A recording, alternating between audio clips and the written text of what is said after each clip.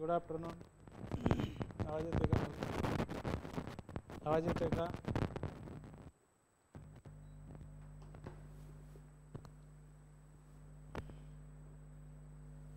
सेटचा निकाल लागलेला आहे बघा. सेटचा निकाल लागलेला आहे. कट ऑफ काय आहे कसं आहे बघितलेलं आहे का बघा सगळ्यांनी. सेटचा निकाल लागलेला आहे. त्याच्यामध्ये आपले बरेचसे विद्यार्थी पास झालेले दिसतात बघा. सेटचा कट ऑफ थोडक्यात आपण बघूया बघा काय आहे तो.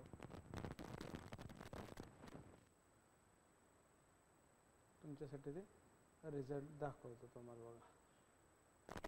2025 नंबर ऑफ qualifying cutoff.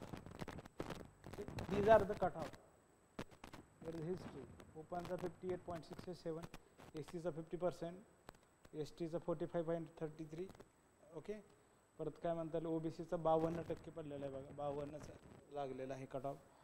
परत काय म्हणतात की DTA VJNT किंवा ते म्हणतो आपण त्याला 49 आहे. परत NTB चा आहे बघा NCL 48. NTC चा आहे बघा 50.67. परत NTD 51.33 and 50 open EWS 51.33. Okay. त्यानंतर ACBC चा बी 50.67 आहे बघा. आणि परत त्याच्यानंतर ह्याचं काय म्हणतात की 50 PWD म्हणजे फिजिकली जी काय आहे डिसेबल्ड आहे त्याच्यासाठी 38 आहे आणि ऑर्फनचा आपल्याला 38. हा कट ऑफ आहे बघा हिस्ट्रीचा. These are the cut off of our history. Last इयरपेक्षा वाढलेलं आहे बघा. इथं लास्ट इयरला किती होतं बघा 44 होता, आता 50 आहे. इथं किती होता 48 होता बघा 58. म्हणजे कट ऑफ वाढलेला आहे ह्या वर्षीचा. सब्जेक्ट वाईज जर कट ऑफ बघितलं तुम्ही तुमच्या आता बाकी जे काही मित्र असतील बघा त्या सब्जेक्टनुसार तुम्ही त्यांना बघायला लावू शकता किंवा किती मार्क्स कमी पडले काय कमी पडले. हा कट ऑफ सतत डोळ्यासमोर राहायला पाहिजे सेटच्या परीक्षेसाठी बघा. गेल्या वर्षीपेक्षा कट ऑफ वाढलेला आहे. यावर्षी बघा काय दिसतं बघा. लॉ वेगळा आहे, एज्युकेशनचा कसा आहे, फिजिकल एज्युकेशनचा काय आहे, परत इलेक्ट्रॉनिक सायन्स आहे, फॉरेन्सिक सायन्स आहे, परत कम्प्युटर सायन्स आहे ना ॲप्लिकेशन आहे. जिओग्राफीचा आपल्याला दिसतं बघा किती आहे बघा 50चा आहे का 59चा आहे बघा. अर्थ and atmospheric ocean and planetary science. Life सायन्सचा कट ऑफ बघा. केमिकल सायन्स आपल्याला 53चा कट ऑफ आहे बघा. फिजिकल सायन्सचा 52चा आहे बघा. एन्व्हायरमेंटलचा 64चा आहे बघा. मॅथमॅटिकल सायन्सचा 55चा आहे. फिजिकल पब्लिक ॲडमिनिस्ट्रेशनचा 59चा कट ऑफ आहे. सोशल वर्कचा 56.67चा आहे. मास कम्युनिकेशन आणि जर्नलिझमचा 60.67 आहे. Library science and library and information सायन्सला 58 आहे बघा. 58चा असणारा कट ऑफ आहे बघा. परत होम सायन्सचा 62 आहे. डिफेन्स आणि स्ट्रॅटेजीचा 69 आहे. पॉलिटिकल सायन्स आहे 67. सगळ्यात हायएस्ट पॉलिटिकल सायन्सचा कट ऑफ आहे बघा. हायएस्ट सगळ्यात पॉलिटिकल सायन्स आहे. त्याच्यानंतर आहे बघा सायकोलॉजीचं बघा. आणि त्यानंतर हिस्ट्री. उर्दूचं सगळ्यात हायएस्ट 71 आहे. उर्दूचा 71, मग डिफेन्स स्ट्रॅटेजी 69, मग पॉल सायन्स. हे आपल्याला कट ऑफ माहिती असले पाहिजेत बघा. आपल्या सब्जेक्टचा कट ऑफ किती लागलेला आहे, आपल्याला किती मार्क्स पडलेले आहेत आणि आपण किती मार्कानं पास झालेलं आहे किंवा किती मार्कानं क्वालिफाय झालेलो आहोत की नाही हे आपल्याला माहिती असलं पाहिजे बघा. त्यासाठी हा कट ऑफ बघितला पाहिजे बघा. कट ऑफ सतत लक्षात ठेवला पाहिजे की आपल्याला हिस्ट्रीची लाईन आहे बघा.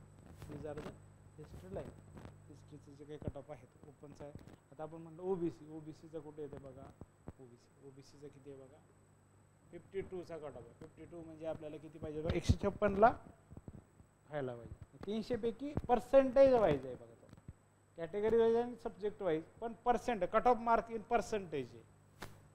सरासरीमध्ये आपल्याला असणार आहे बघा. सरासरीमध्ये जे असणारे मार्क्स आहेत लक्षात घ्या. त्याच्यामुळं त्या पद्धतीनं तुम्ही तयारीसुद्धा तशीच करायला पाहिजे बघा. म्हणजे काय म्हणतात की तुमची तयारी तेवढीच तगडी झालेली पाहिजे बघा. अदरवाईज काय होतं बघा की बऱ्याच वेळा प्रॉब्लेम असा होतो की आपली तयारी असते आणि क्वेश्चन पेपर सोडवत नाही किंवा आपण त्याची तयारी करत नाही. आता आपले काही विद्यार्थी आहेत बघा त्यांचं थोडक्यात काय बघा. आता 5 जणांचा रिझल्ट मला माहिती असलेल्यापैकी 5 जणांना रिझल्ट आपल्याजवळ आलेला आहे बघा. त्यांचे मार्क्स जर आपण बघितले तर काय काय मार्क्स बघूया बघा. म्हणजे पेपर 1ला किती आहेत, पेपर 2ला किती आहेत, त्याचं तुम्हाला कॅल्क्युलेशन करता येईल बघा. म्हणजे आपण बोललो होतो की काय बघायला आहे बघा.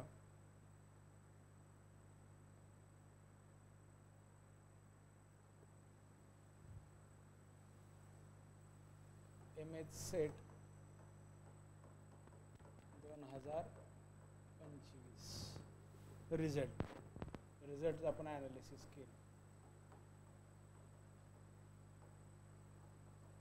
बरोबर, रिझल्ट ॲनालिसिस जर केलं आपल्याला त्याच्यामध्ये काय काय दिसतं, उदाहरणार्थ कोणत्या कोणत्या गोष्टी दिसतात बघा, ते तुम्हाला माहिती असावं. काय ते माहिती असावं. आपले टोटल 5 स्टुडंट्स आपल्यापर्यंत रिपोर्ट झालेला आहे हिस्ट्रीचा, रिपोर्ट केलेले त्यांचे रिझल्ट्स आपल्याजवळ आहेत. म्हणजे आता कितीपर्यंत मार्क्स येऊ शकतात, किती पेपर 1ला किती आहेत, पेपर 2ला किती आहेत, आपण नावं नाही सांगता, फक्त त्यांचे मार्क्स येते लिहूया बघा. नावं सांगत नाही त्यांची, फक्त मार्क्स त्यांचे लिहूयात बघा. आपण त्यांना काय म्हणू बघा, ABCD अशा प्रकारचं नाव देऊया बघा. म्हणजे ते तुमच्या ओळखीचे असतील विद्यार्थी, आपण त्यांच्याबरोबर ते बघूयात बघा. एक मिनटं. आता बघा ए आपण उदाहरणार्थ कुठलंही घेतलं.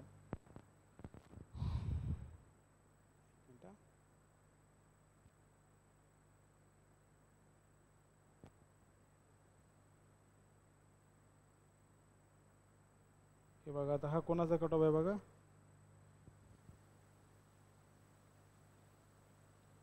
ही महेश म्हणून आहे बघा. महेश 80 मार्क पेपर 1ला आहेत, 98 मार्क पेपर 2ला आहेत. 80 मार्क. त्यानंतर आहे बघा पंकज आहे, 64 पेपर 1ला आहेत आणि इकडं 96 आहेत पेपर 2ला आहेत. बरोबर. त्याच्यानंतर आहे बघा विशालचे पेपर 1ला 62 आहेत, पेपर 2ला 166 आहेत बघा. आणि त्याच्यानंतर आपण जर बघितलं अजून कोण आहे बघा, पवार दीप्तीच्या पेपर 1ला 74 आहेत आणि पेपर 2ला 128 आहेत बघा. आणि त्याच्यानंतर बघा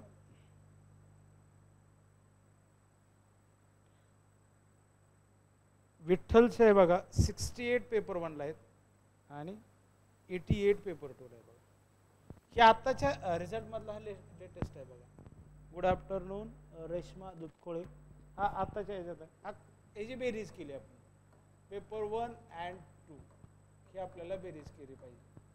ह्याच्यामध्ये आपल्याला दिसतात बघा काय बघा. ह्याच्यामध्ये आपण बोललं की 98 किती झाले बघा, हे किती बेरीज किती होते बघा. एवढे आपल्याला मार्क्स विद्यार्थ्यांना आलेले दिसतात बघा. ओके, आपल्याला एवढे मार्क्स आलेले दिसतात बघा. 80 + 98 किती झाले बघा, 80 + 98 178, 80 + 98 178 + 64 + 96 इथे आहे बघा 160. बरोबर. परत काय म्हणता येईल बघा पुढचं, 62 + काय 126 188 आणि त्याच्यानंतर आहे बघा 74 + 128 202 आहेत बघा. आणि 68 + 88 156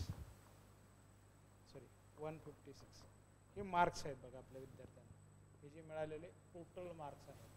पेपर 1ला बघा आपल्या हिस्ट्रीचे विद्यार्थी 80 पर्यंत गेलेले आहेत बघा.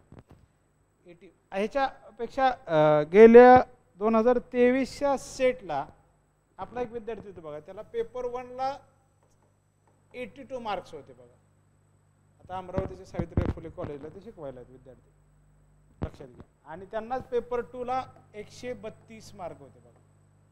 132 मार्क होते. 132 आणि काय म्हणता येईल की 182 आणि 132 किती होते बघा बेरीज, 4 8 3 11 ते गेला 212 मार्क आपल्याला दिसतात. 214 मार्क त्यांना होते, शरद भानुदास पाटील. या अशा प्रकारचे मार्क्स आपल्या आता क्वालिफाईड झालेल्या विद्यार्थ्याचे. हा कट ऑफपेक्षा जास्त आहे बघा. हा तर कट ऑफपेक्षा जास्त आहे, सगळे कट ऑफपेक्षा जास्त आहेत बघा. हा थोडासा काय म्हणता येईल की 52चा कट ऑफ आहे, तर बरोबर काउंटरला झालेला आहे बघा. त्याच्यामुळं कसे मार्क्स आलेले आहेत, काय मार्क्स आलेले हे बघायला पाहिजे, माहिती असलं पाहिजे बघा. काही जरी झालं तरी तुम्हाला कट ऑफ माहिती पाहिजे, कट ऑफचे मार्क्स माहीत पाहिजे. आणि आपल्याबरोबर जे सक्सेस झालेले विद्यार्थी त्यांची फक्त आपण नावं नाही घेतली, फक्त काय घेतलं आपण त्यांची ABCD या फॉर्मॅट, त्यांचे ओरिजिनल मार्क्स आपण बघितले बघा, लक्षात घ्या. त्याच्यामुळं आपल्याला कशा पद्धतीनं संधी मिळणार आहे आपल्याला, ह्याच्यानंतर काय काय संधी आहे बघा. म्हणजे आता समजा PhDचं ॲडमिशन पुणे विद्यापीठात सर्क्युलर आलं आहे बघा, त्याच्यामध्ये सेट क्वालिफाईड लोकांसाठी एक्झम्पशन काय आहे का, बरोबर, नेट क्वालिफाय असेल त्यासाठी एक्झम्पशन काय आहे, त्याच्यानुसार पण तुम्हाला PhD करता येऊ शकते का बघा, तेही तुम्ही बघायला पाहिजे बघा. तेही तुम्ही तपासून बघून त्याच्यावरती अभ्यास करायला पाहिजे, लक्षात घ्या. कारण अभ्यास जर नाही केला किंवा तुम्ही जर ती प्रोसेस पुढे नाही केली तर ते पुढच्या वर्षी परत नेट क्वालिफाय होऊन तुम्हाला ते जायला लागतं, येते का लक्षात बघा. त्याच्यामुळं हा कट ऑफ तुमच्यासोबत शेअर करणं गरजेचं होतं. आता जो काही काय म्हणतात ना, रिपोर्ट ज्या लोकांनी आपल्यापर्यंत माहिती पोहोचवलेली आहे त्या लोकांचा रिझल्ट आहे बघा. आपण स्वतःहून त्या विद्यार्थ्यांकडून न घेता त्यांच्याकडून जो आलेला रिझल्ट आहे तो आपण इथं सांगितलेला आहे. ओके, चला याच्याबद्दल काय शंका आहे काय बघा, माहिती असलं पाहिजे आपण काय करतोय, आपला रिझल्ट किती मार्काने जातोय, का कशामुळं आपला रिझल्ट जातोय येतोय, ह्या गोष्टी आपल्याला अवगत असल्या पाहिजे किंवा माहिती असल्या पाहिजे बघा. काय आपल्याला ते माहिती जर नसेल तर ते प्रॉब्लेमॅटिक होतं बघा, आपल्याला माहिती नसेल तर ते कठीण होतं बघा.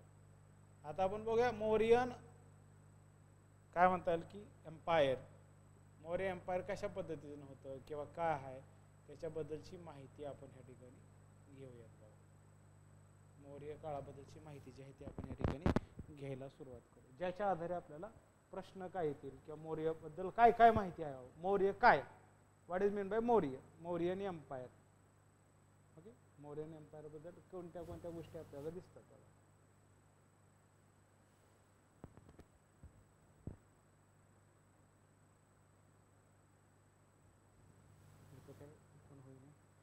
बघूया economy of the Mauryan, disintegration of the empire काही ठीक.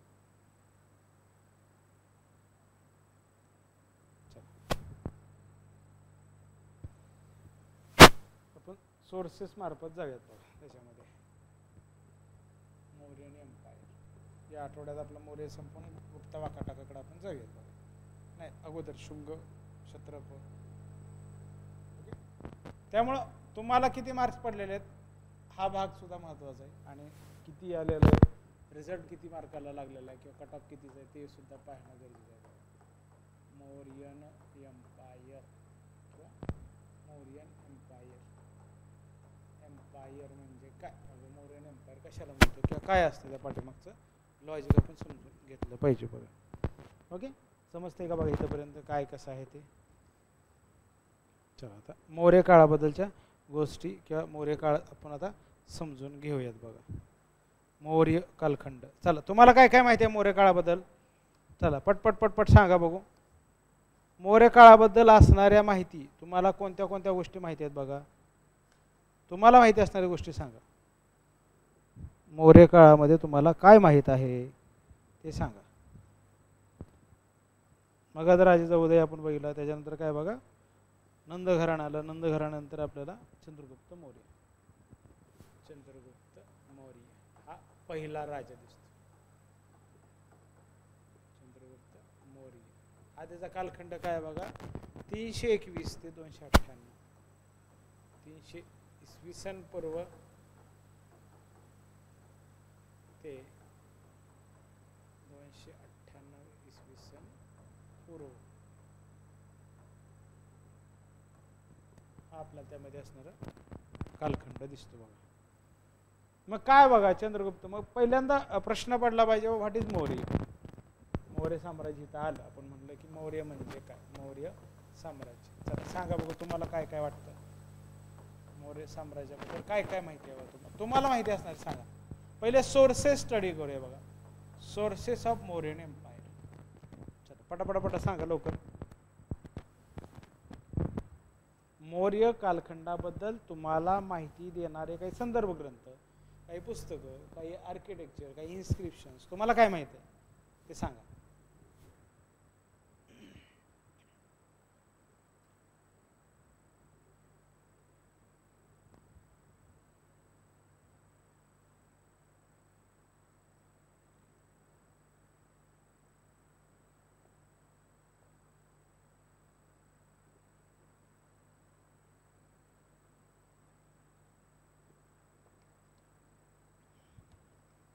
बोला बोला बरं पटापटा.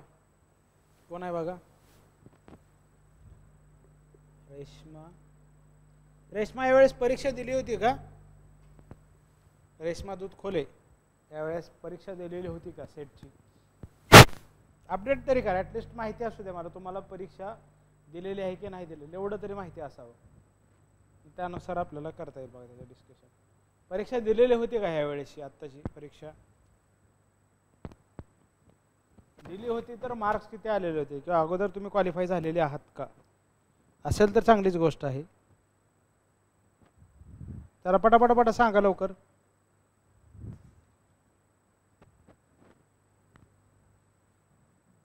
बरं. 326 मध्ये मॅसेडोनियाचं आक्रमण आलं गेलं आणि आपल्याला दिसतं बघा काय, सिकंदर परतीच्या प्रवासाला काबूलमध्ये त्याची मृत्यू झालेला दिसतो. कोण? Sikandar, Alexander the great. Amruta Chaugule, good afternoon. कालचा सेटचा रिझल्ट कोणी पाहिलेला आहे बघा, आणि काय कट ऑफ आलेला, तुमचे मार्क्स काय आहेत ते सांगा. मी तर सांगितलेलंच आहे, इथं कट ऑफ ते लिहिले, तुम्ही लेक्चरच्या आरली काही पेज ह्याच्यात बघितलं तर तुम्हाला ते दिसून जाईल किती मार्क्स आले किंवा काय मार्क्स आहेत. तुम्ही सांगा तुम्हाला किती मार्क आले आहेत. अमृता चौगुले,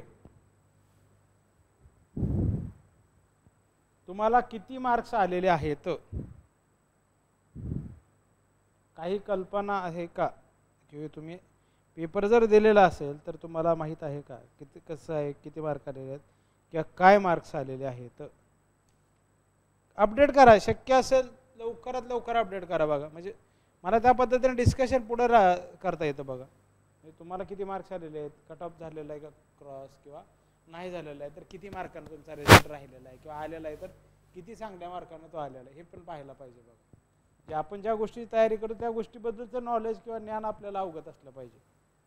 ओके, काय म्हणतात की नंदवंशानंतर मगध साम्राज्यावर मौर्य वंशाची सत्ता स्थापन होऊन भारताच्या इतिहासात महत्त्वाचा अध्याय आरंभ आपल्याला या मौर्यांबरोबर सुरू झालेला दिसतो. भारतीयांना साम्राज्य सुरक्षितता, शांतता व स्थैर्य याचा लाभ झाला. मग ह्याच काळात मौर्य काळातच आपल्याला ही परिस्थिती निर्माण झालेली दिसते. ओके, ठीक आहे काय हरकत नाही. सेट नेटची दिली होती का? 28 जूनची नेटचा पण पेपर झाला होता बघा. जसं सेटचा झाला होता 15 जूनला, त्याच्या अगोदरच एक म्हणता येईल त्याला आपल्याला 2 आठवडे, 1-2 आठवड्याच्या आसपास, 1.5 आठवडे का 2 आठवडे, 10-12 दिवस अगोदरची नेटची पण झाली होती. ती पण दिली होती का नाही? याच्या अगोदर सेट कधीच दिलेली नव्हती. अमृता, याच्या अगोदर नेट कधीच दिलेली नव्हती का?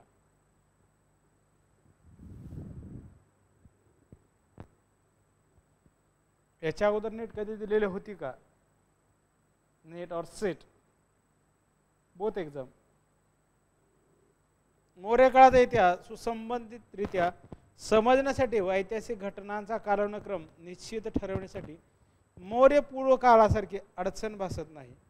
मौर्य म्हणजे त्याच्या अगोदरच्या काळाबद्दल आपल्याला तेवढी माहिती मिळत नाही, त्याचं कारण वेगळं आहे बघा. सोर्सेस आपल्याला त्याच्याबद्दलचे आर्किओलॉजिकल लिटररी सोर्सेसची पण माहिती असणं गरजेचं आहे बघा. ते आपल्याला उपलब्ध नसल्या कारणाने ते प्रॉब्लेम होताना दिसतो बघा. ओके, चल काय विश्वासार्ह विपुल साधने, विश्वास ठेवता येण्यासारखी अनेक आपल्याला साधनं त्यामध्ये दिसतात. जसं की कौटिल्याचं अर्थशास्त्र, त्यात काय बरोबर साधनं आपण जर बघितलं, साधने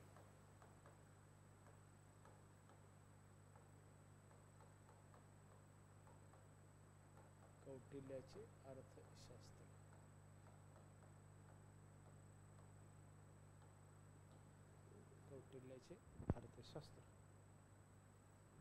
कौटिल्याचे अर्थशास्त्र. त्यामध्ये काय बघा, मौर्य काळाचा इतिहास सुसंबंधितरित्या समजण्यासाठी ऐतिहासिक घटनांचा कालानुक्रम निश्चित करण्यासाठी मौर्य पूर्व काळासारखी आपल्याला अडचण भासत नाही. त्यातलं महत्त्वाचं जे कौटिल्याचे अर्थशास्त्र, त्याच्यामध्ये आपल्याला जी माहिती आहे, कौटिल्याचे अर्थशास्त्र या संस्कृत ग्रंथात मौर्य काळाची माहिती आपल्याला उपलब्ध होते. या ग्रंथाचे 15 अध्याय आणि 180 प्रकरणे आलेली आहेत. त्यात सुमारे 6000 संस्कृत श्लोकांचा उल्लेख आहे किंवा समावेश आहे. त्यामध्ये 6000 संस्कृत श्लोकांचा समावेश आहे. कशामध्ये?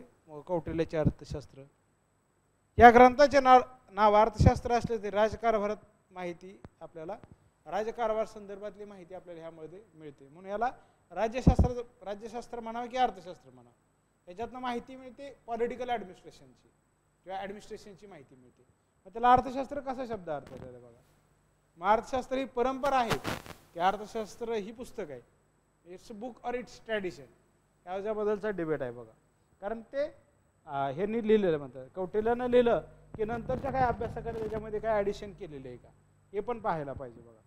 नंतर बी काही ॲडिशन त्यामध्ये झालेले आहे का. पण या अनमोल ग्रंथशास्त्राची अस्सल आवृत्ती अस्तित्वात नाही. म्हणजे मूळ जी आवृत्ती नाही त्याच्यामध्ये जेवढं काही सापडलेलं ते संकलित केलेलं दिसतं किंवा एडिटेड केलेलं.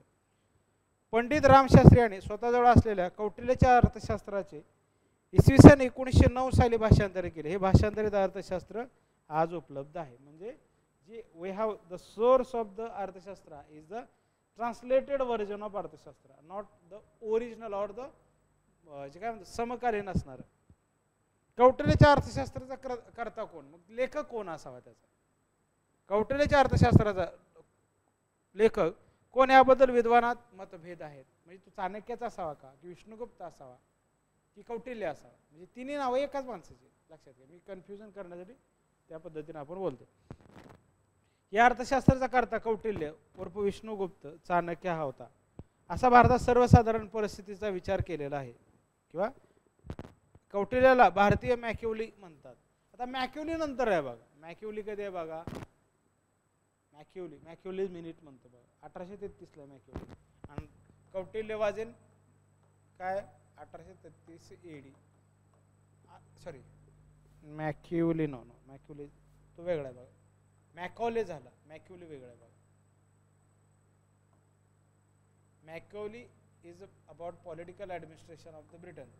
Macaulay is about Indian education system. Okay, Macaulay is different. Macaulay means these are the Macaulay minutes. Macaulay minute. त्याच्या आधारे आपल्याला एज्युकेशनल असणार. आणि मॅक्युअली हे वेगळं आहे बघा. मॅक्युअली इज डिफरंट और मॅकॉले इज डिफरंट. दोन्ही गोष्टी वेगळ्या आहेत बघा. ओके, चला पुढे काय मॅकिवली म्हणतात, भारताचा मॅकिवली असं म्हणतात. पण हे नंतरच आहे बघा, अगोदरच्या अशोक ह्याच्या काळाबरोबरचा नाही. या अर्थशास्त्रात भारतातील परिस्थितीचा विचार केलेला आहे. या अनेक प्राचीन ग्रंथात या अर्थशास्त्राचा उल्लेख आढळतो. पंचतंत्र, दंडी, कामांदक, बाण, वात्स्यायन वगैरे पंडिताच्या ग्रंथावरून कौटिल्याचे अर्थशास्त्र हा राज्यकारभारावरील ग्रंथ त्यांच्या पूर्वी अस्तित्वात असावा असे निदान करता येते. Vincent Smith, Flint, NS Law, Shamasastry वगैरे विद्वानांची मते कौटिल्याचे अर्थशास्त्र हा ग्रंथ चंद्रगुप्त मौर्य यांच्या प्रधानमंत्र्यांना लिहिला असावा असे काही लोक त्याबद्दल सांगतात. लेखन कौटिल्य लेखक काय म्हणतात की लेखक कौटिल्य नाही तर दुसरं कोण असावं, मग काय आपल्याला वाटतं बघा, ते आपल्याला त्या ठिकाणी बघायला. कौटिल्याने अर्थशास्त्रात या नावाने प्रसिद्ध असलेल्या ग्रंथाचा लेखक कौटिल्य नव्हे तर अनेक ग्रीक, लॅटिन, भारतीय विद्वानांचे प्रतिपादन केले असून विश्वासार्ह पुराव्या अभावी हे मत अयोग्य ठरविता येत नाही. त्यांच्या मतातील मतितार्थ पुढील प्रमाणे मांडता येऊ शकतो. काय बघा, कौटिल्य हा चंद्रगुप्त मौर्याचा प्रधानमंत्री होता हे सिद्ध करणारा विश्वसनीय पुरावा नाही. काही लोक अभ्यासक सांगतात, काही सांगतात की त्याच काळात असावा. हा ग्रंथ जर चंद्रगुप्ताचा प्रधानमंत्री कौटिल्य याने लिहिला असता तर त्यात त्याने चंद्रगुप्ताच्या साम्राज्य विस्तार, राजधानी, पाटलीपुत्र, प्रशासन प्रणाली यांचे विवेचन केलं. म्हणजे समकालीन राज्य त्यामध्ये रायटिंग आलंच असतं. असं नाही की त्यानं लिहिलं आणि त्याच्या राजाचं त्यामध्ये कुठल्याच प्रकारचे इन्व्हॉल्वमेंट किंवा त्याबद्दलची माहिती येणार नाही, असं होणारच नाही बघा. तर ते जसं बाणभट्टाने लिहिलं हर्षचरित्राची माहिती मिळते. दिव्यकीर्ती कोणतो, रविकीर्ती कवी आहे बघा, रविकीर्ती त्यानं पुलकेशी सेकंडचं लिहिलं. हरिसेननं समुद्रगुप्तचं लिहिलं. बाणभट्ट हर्षचरित्र लिहिलं. तसं आपल्याला काय दिसत नाही कोणाचं चंद्रगुप्ताबद्दलची माहिती. ही आपल्याला तार्किक पद्धतीने आपण समजून घ्या, ॲनालिटिकल अँगलनं समजून घेते. चंद्रगुप्ताने दरबारी असलेला ग्रीक राजदूत मेगस्थेनिस याने वर्णन केलेली नगर मंडळे, लष्करी मंडळे यांचा उल्लेख या अर्थशास्त्रात नाही. दुसरा सोर्स आहे बघा अर्थशास्त्र आहे, तसं दुसरा आहे मॅगस्थेनिस इंडिका. सेकंड सोर्स आहे बघा मॅगस्थेनिस इंडिका.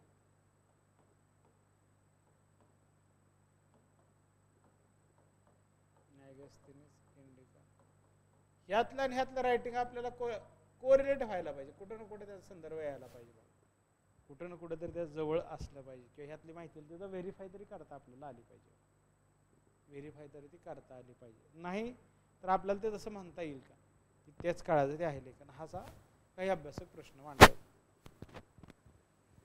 परिस्थिती मॅगॅस्थिनीच्या इंडिका या ग्रंथाशी जुळत नाही. मॅगॅस्थिनी कौटिल्याचा कुठेच उल्लेख केला सांगता येत नाही, उल्लेख केला नाही. पतंजलीने आपल्या महाभाष्य नाटक नामक ग्रंथात चंद्रगुप्त व त्यांच्या मौर्यवंशाच्या सभांचे वर्णन केले, पण त्यावेळी कौटिल्याच्या नावाचा उल्लेख केला नाही. कुणी बघा, पतंजलीचं महाभाष्य त्याच्यामध्येही आपल्याला कौटिल्य दिसत नाही. या अर्थशास्त्रातील माहिती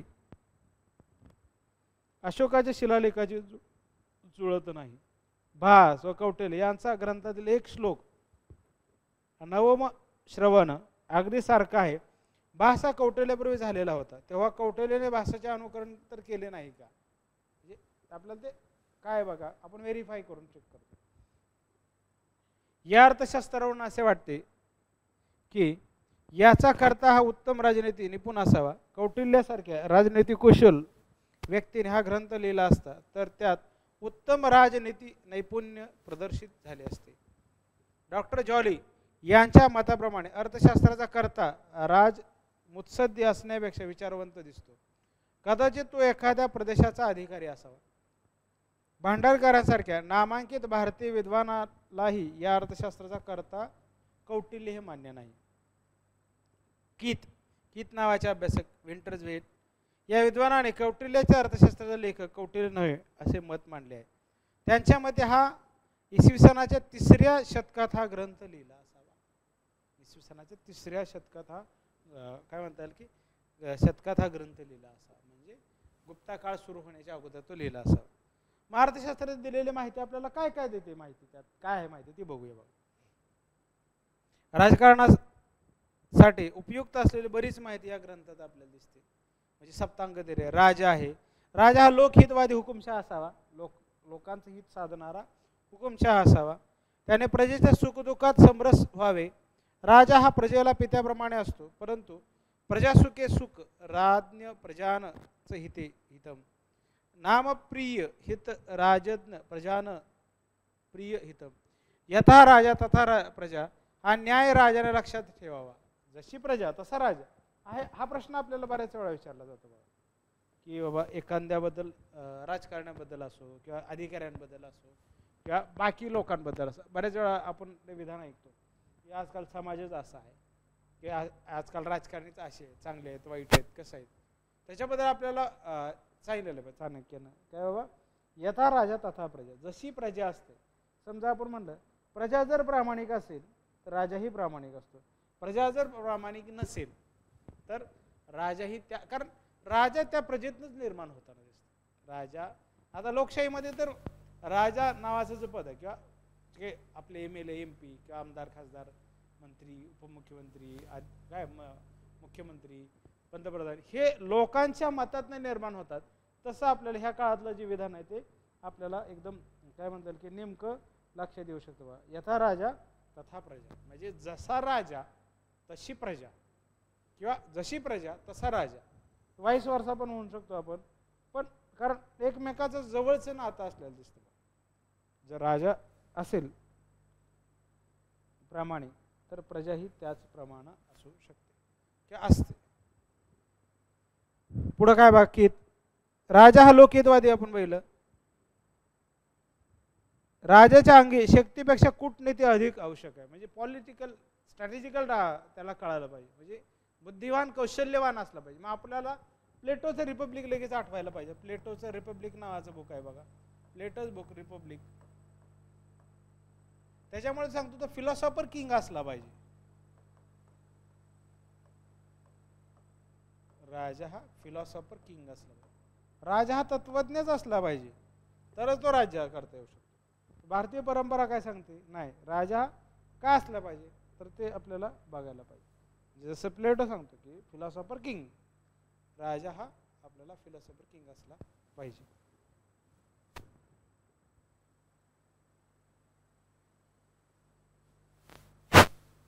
येते का, लक्षात येते का बघा.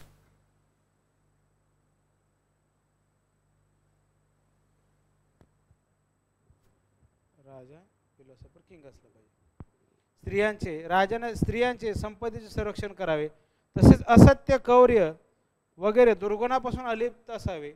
राजाबद्दल अनादर व्यक्त करण्यास कडक शासन करावे. राजाबद्दल जर एखादा व्यक्ती चुकीच्या पद्धतीने वर्तन करत असेल, चुकीच्या पद्धतीने वर्तन करत असेल, तर त्याला काय म्हणता येईल की कडक शासन करावे. राजानंतर मंत्री परिषद असावी, हे आपल्याला ह्याच्यामध्ये सांगतात. अर्थशास्त्रातली माहिती आहे. राजा आहे, राजानंतर काय मंत्री परिषद आहे, राजा असला पाहिजे, नंतर काय मंत्री परिषद आहे,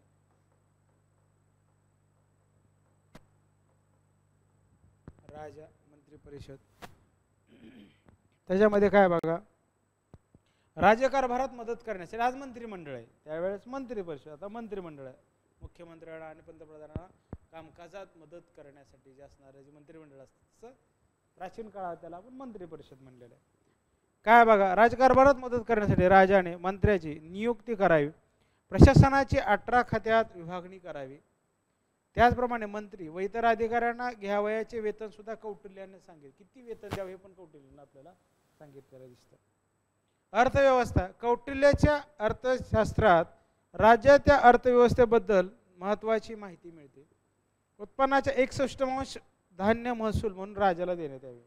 61% म्हणजे किती राजाला देण्यात यावा, तर 16.66% एवढा राजाला देण्यात यावा, कारण तो बऱ्याच गोष्टी तो हँडल करतो. 16.66 एवढ्या गोष्टी देण्यात याव्यात, हे आपल्याला त्याच्यामध्ये दिसतं. म्हणून राजाला देण्यात, तसेच इतर उत्पन्नाचा 1 भाग राजाला द्यावा. प्रजेपासून पैसे प्राप्त करण्याचे अनेक उपाय कौटिल्याने सुचवले आहेत. राजाला नजराणे देण्यात, श्रीमंतांना उत्तेजन द्यावे, व्यापाऱ्यांच्या नफेखोरीवर नियंत्रण घालावे, नफेखोरीवर नियंत्रण घालावे. न्याय व्यवस्था कशी असावी याच्याबद्दल पण आपल्याला काय म्हणता येईल की चाणक्याच्या किंवा कौटिल्याच्या अर्थशास्त्रामध्ये माहिती मिळते. राज्याच्या हिताच्या दृष्टीने कायदे करावेत, म्हणजे लोकहित त्यामध्ये सांभाळलं पाहिजे, जनतेचं हित सांभाळलं पाहिजे, राजाने त्या गोष्टीवर काम केलं पाहिजे. मग ते धर्म नीतीच्या विरुद्ध असले तरी चालतील, पण नीती न्याय झाला पाहिजे. कौटिल्याने अनेक प्रकारच्या शिक्षा सांगितल्या आहेत. अत्यंत कठोर व क्रूर शिक्षा अन्याय आहेत, सौम्य शिक्षा अयोग्य होत. त्यामुळे बळी तो कानपिळी हा मत्स्य न्याय सुरू होईल.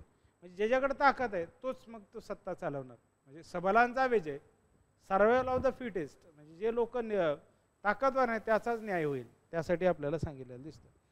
यास्तव गुन्हेगारांना योग्य शिक्षा करावी. 18 प्रकारच्या शिक्षा त्याने सांगितल्या आहेत. स्त्रिया व ब्राह्मण यांना सौम्य प्रकारच्या शिक्षा असाव्यात. सैन्य व्यवस्था, सैन्य, सेनापती, युद्धनीती, हेर वगैरेची माहिती या अर्थशास्त्रात आढळते. हेरांना अत्यंत महत्त्वाचे स्थान असून संपूर्ण राज्यात हेरांचे जाळे पसरले आहेत. म्हणजे स्पाईज असले पाहिजेत, गुप्तहेर असले पाहिजेत. गुप्तहेर असल्याशिवाय तुम्हाला राज्यातली हालचाल कळत नाही आणि राज्याबाहेरची हालचाल तुम्हाला कळणार नाही. लक्षात, राज्यातली हालचाल, राज्याबाहेरची हालचाल करण्यासाठी तुमच्याकडं जी स्पाय सिस्टीम आहे किंवा गुप्तहेर व्यवस्था ही चांगली असली पाहिजे. व्यापाऱ्यांच्या नफेखोरीवर नियंत्रण घालावे. न्याय व्यवस्था, राज्याच्या हिताच्या दृष्टीने कायदे करावेत व मग ते आपण बघितलं 18 प्रकारच्या शिक्षा देण्यास सांगितले आहे. कुणी? कौटिल्याने. स्त्रिया व ब्राह्मण यांना सौम्य प्रकारच्या शिक्षा असाव्यात असंही सांगितलेलं आहे. सैन्य व्यवस्था, सैन्य, सेनापती, युद्धनीती, हेर वगैरेची माहिती आपल्याला अर्थशास्त्रात आढळते. अशा प्रकारे कौटिल्याच्या अर्थशास्त्रात वर्णन केलेली परिस्थिती कौटिल्यपूर्वीपासूनच प्रचलित असून तिच्या आधारावर काय म्हणता येईल की हे लिहिलेलं असावं. योग्य अयोग्य राजकारणात उपयुक्त नियमांचे संकलन कौटिल्याने आपल्या अर्थशास्त्रात केले असावे. त्यानंतरचं आहे बघा Megasthenes Indica. We are now talking about the Megasthenes indica.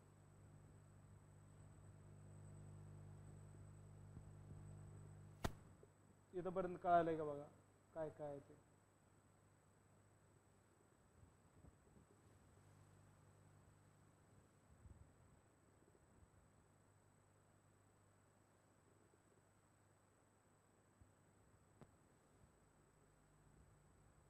मॅगस्थेनीज India याच्यावर प्रश्न आहेत बघा. सेटला प्रश्न आहेत, नेटला प्रश्न आहेत बघा. काय काय जोड्यालावर प्रश्न आहेत, त्यातल्या डिस्क्रिप्शनवर प्रश्न आहेत. मॅगस्थेनीजच्या इंडिका नामक ग्रंथात मौर्य काळाविषयी महत्त्वाची माहिती मिळते. सेलुकस निकेटरने मॅगस्थेनीजला आपला राजदूत म्हणून सम्राट चंद्रगुप्त मौर्याच्या दरबारी पाठवले होते. मॅगस्थेनीज भारतात 5 वर्ष राहिला. त्याने येथे जे जे पाहिले ते स्वदेशी लोकांना सांगण्यासाठी आपला इंडिका नामक ग्रंथात लिहून ठेवलेली दिसते माहिती. कोणी? मॅगस्थेनीजने. मॅगस्थेनी इंडिकाचे हस्तलिखित ठरवले, पण त्यापूर्वीच ग्रीक व लॅटिन लेखन त्याचा आपल्या ग्रंथात उपयोग केलेला होता. म्हणजे मूळ प्रत हरवली, पण ग्रीक आणि लॅटिनमध्ये त्याची माहिती मिळते आपल्याला. त्यामुळे इंडिकाचे काही भाग उपलब्ध आहेत. शिवाय इंडिकातील अनेक उतारे अनेक लेखकांच्या ग्रंथात सापडतात. मॅगस्थेनीजला भारतीय चालीरीती व भाषा यांची माहिती नसल्यामुळे त्याला जे दिसले, समजले, वाटले ते त्याने आपल्या इंडिका या ग्रंथात लिहून ठेवले. आता आपण बघूया, हे झालं. आपण आता हाच भाग याच्याबद्दलची काही माहिती आपण बघूयात. बघा कशावरती बघूया. बघा एकदा बघू याच्यात ट्राय करून. We will just try from here, otherwise we go to the NCERT. Okay, we will go to the NCERT. NCERT we have to understand the conceptual also. त्यातनं आपल्याला काय माहिती मिळते बघा. NCERTतनं पण काही आपल्याला यातली माहिती घेऊया.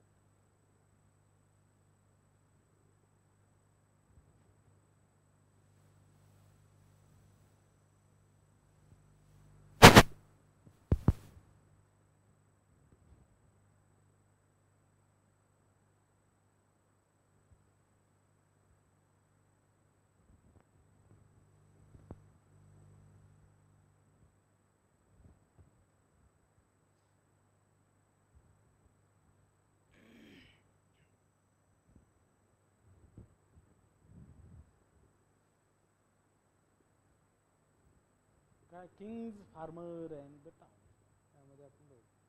इन्स्क्रिप्शन, सांचीचं इन्स्क्रिप्शन आहे बघा या ठिकाणी दिलेलं आहे. सांचीचं इन्स्क्रिप्शन काय म्हणलेलं आहे बघा, आपण बघूया आता. There were several developments in different parts of the subcontinent during the long span of the 1500 years. Following the end of the Harappan civilization, this was also the period during which the Rigveda was composed by people living along the Indus and its tributaries. Indus आणि त्याच्या उपनदीच्या आसपास राहणाऱ्या लोकांनी लिहिलेलं. This was also period during the Rigveda. Agricultural settlement emerged in many parts of the subcontinent, including North India, Deccan Plateau, part of Karnataka. Besides evidence of pastoral population in the Deccan and the further south, new modes of disposal of the dead, including the making of elaborate stone structure known as megalithic in South India, आपण पाहिलेलं आहे, emerged in Central and South India from the 4th millennium BC. In many cases, the dead were buried with a rich range of iron tools and weapons. From 6th century BC, there is perhaps that there were others trained as well. Perhaps the most visible was the emergence of early states. The empire and the kingdom underlying these political process were other changes evident in the way in which agricultural production was organized. Simultaneously, new towns appeared almost throughout the subcontinent. Historians attempt to understand this development by drawing on a range of sources. Inscriptions आहेत, text आहेत, coins आहेत, visual materials, archaeological जे काही मिळतं ते.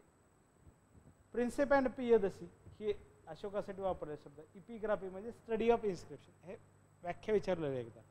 Epigraphy म्हणजे काय? अभिलेखांचा अभ्यास म्हणजे इपिग्राफी. पुढे काय? Some of the most momentous development in India. Epigraphy took place in 1830. This was the when James Princip, an officer in the mint of the East India Company, deciphered Brahmi and Kharosthi. James प्रिन्सेपनं ब्राह्मी आणि खरोष्टी लिपी ही पहिल्यांदा त्यानं वाचली किंवा वाचायला त्याला समजली. Two scripts were used in the earliest inscription and coins. He found that most of these mention a king referred to the Piyadasi, pleasant to the behold. देवाचा प्रिय असा तो. देवनाम देव पियदसी, देवनाम पियदसी कोण? Ashoka. So behold, there were a few inscriptions which also refer to the king as Ashoka, one of the most famous rulers known from the Buddhist text. This gave a new directions to the investigation into early Indian political history, as European and Indian subcontinent Indian scholars use inscriptions and texts composed in a variety of languages to reconstruct the lineage of major dynasties that had ruled the subcontinent. As a result, the broad contours of political history were in place by the early decade of the 20th century. Subsequently, scholars began to shift their focus to the context of political history. मग नंतर ते राजकीय इतिहासाकडे आलेलं दिसतं. त्यामध्ये investigation there were connections between political changes आणि सामाजिक आर्थिक विकास, राजकीय बदल आणि सामाजिक आर्थिक विकास यामध्ये आपल्याला आलेलं दिसतं. मग 16 महाजनपद आपण पाहिलेले आहेत. त्यामध्ये काय बघा, हे सगळे महाजन आपण पाहिलेले आहेत. तर आपण आता मॅगस्थनीजमधनं काय काय सांगतो थोडक्यात आपल्याला अशोकाबद्दल बघत असताना आपल्याला हे माहिती असलं पाहिजे. मॅगस्थनीज राजदूत कोणाचा? सेलुकस निकेटरचा भारतातला असणारा राजदूत म्हणजे मॅगस्थनीजला काय भारतला राजदूत म्हणून चंद्रगुप्त मौर्याच्या दरबारी आपल्याला पाठवलेलं दिसतं आणि लोकांना सांगण्यात आलं दिसतं. शिवाय इंडिकातील ग्रंथात अनेक उतारे अनेक लेखांच्या ग्रंथात सापडलेत. पुढं इंडिका या ग्रंथात लिहून ठेवले म्हणून इंडिकातील काही माहिती इतर पुराव्याशी पडताळून पाहावी लागते. चंद्रगुप्त मौर्य त्याचे मुलकी आणि लष्करी प्रशासन व पाटलीपुत्र नगरी यांचे सखोल व सुंदर वर्णन मॅगस्थनीजने आपल्या ग्रंथात केले असून ते अत्यंत विश्वासार्ह समजण्यात येते. इंडिका अपूर्ण अव्यवस्थित असली तरी परकीय प्रवाशाला भारताविषयी काय माहिती होते, भारतात कशी परिस्थिती हे सांगणारे एक मौल्यवान ग्रंथ म्हणून आपल्याला मॅगस्थनीच्या इंडिकाकडे बघावं लागतं. हिंदू वाङ्मयामध्ये आपल्याला विष्णू पुराण दिसतं.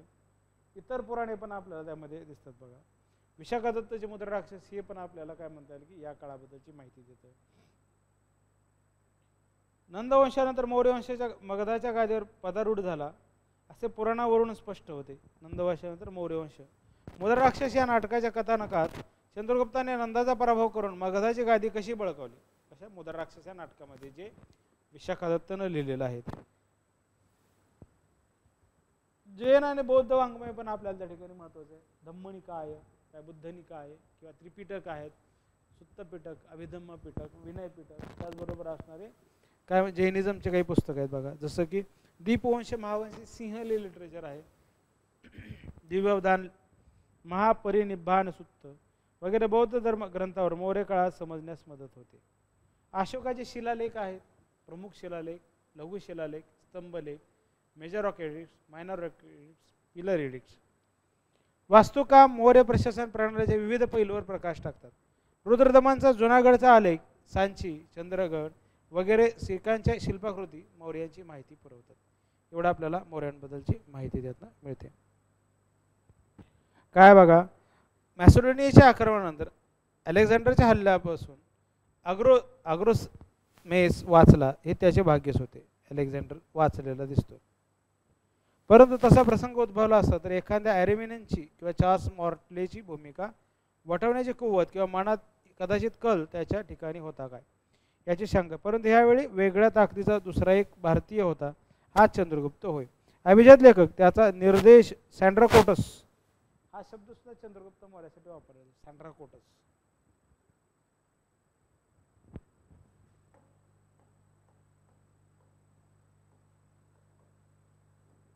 चंद्रगुप्ताला पण मानत असावेत लोक, असा शब्द आहे सँड्राकोटस.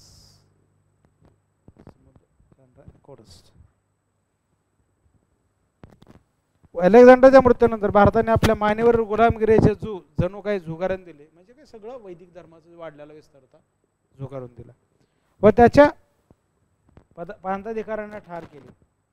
कोण? जे काही ग्रीक यवन आले त्यांच्याही. या युक्तीचा प्रणेता सँड्राकोटस होता, म्हणजे चंद्रगुप्त होता. सँड्राकोटस त्याचा जन्म हलक्या कुळात झाला असा होता, परंतु त्याला लाभलेल्या अद्भुत प्रकारच्या प्रोत्साहनामुळे त्याच्या ठिकाणी राजसत्तेची महत्त्वाकांक्षा निर्माण झाली होती. आपल्या प्रोत्साहनामुळे त्याच्या ठिकाणी राजसत्तेची महत्त्वाकांक्षा निर्माण झाली होती. आपल्या स्पष्ट वक्तेपणामुळे त्याने अलेक्झांडरचा अपमान केला असताना त्याला ठार मारण्याचे हुकूम करण्यात आले होते. कोणाला? सँड्राकोटस. परंतु त्यावेळी आपल्या वेगवान हालचालीमुळे त्याने स्वतःचा बचाव केला. दमला असताना तो झोपी गेला. त्यावेळी त्याच्यापाशी एक भला मोठा सिंह येऊन त्याच्या अंगावरील घाम आपल्या जिभेने चाटू लागला. हे सांगितलेल्या स्टोरीज आहेत. हळूवारपणे त्याला जागे करून निघून गेला. या चमत्कारामुळे राजपदाची आशा त्याच्या मनात निर्माण झाल्यावर त्याने लुटारूंचा एक गट असा जमा केला आणि आपल्या नवीन आधिपत्याला पाठिंबा देण्याची त्याने भारतीयांना आव्हान केले. कुणी? चंद्रगुप्त मौर्य म्हणजे सँड्रा कोटस. त्यानंतर काही काळाने अलेक्झांडरच्या सेनापतीशी लढण्यासाठी तो जात असताना मग आपल्याला काय काय सिच्युएशन निर्माण झालेली ते आपल्याला त्यामध्ये बघायला लागेल. एक पिसाळलेला लावाडे हत्ती आपण होऊन त्याच्या पुढे येऊन उभा टाकला. जणू काही माणसाळ्याप्रमाणे शांत होऊन तो त्याला पाठीवर घेऊन युद्धात त्याचा मार्गदर्शक झाला. रणांगणावर वेद लक्ष वेधून घेणारा ठरला. सेलुकस आपल्या भावी श्रेष्ठत्वाची पायाभरणी करीत असताना अशा प्रकारे सँड्रा कोटसने राजसत्ता सेलुकस निकेटर चंद्रगुप्ताच्या समकालीन असणारा. वरील हकीकतीमध्ये अद्भुताचा भाग वगळल्यास त्याचे तात्पर्य असे की राजपदाचा दर्जा नसलेल्या चंद्रगुप्ताने मॅसेडोनियाच्या जोखडातून चेपून नेलेल्या भारतीयांचे नेतेपद मिळवलेले दिसते. अलेक्झांडरच्या मृत्यूनंतर त्याच्या सेनापतीचा पराभव करून भारताच्या मानेवरील गुलामगिरीचे जो त्याने दूर केले. हिडॅस्पसने दिलेला कौल अशा प्रकारे रद्दबातल झाला. चंद्रगुप्ताची कुल परंपरा निश्चित स्वरूपाची नव्हती. भारतीय वाङ्मयीन परंपरा त्याचा संबंध मगधच्या नंद घराण्याशी जोडतात. आता आपण चंद्रगुप्त मौर्य बघूया. Now will talk about the Chandragupta Maurya, the first ruler of the Mauryan period.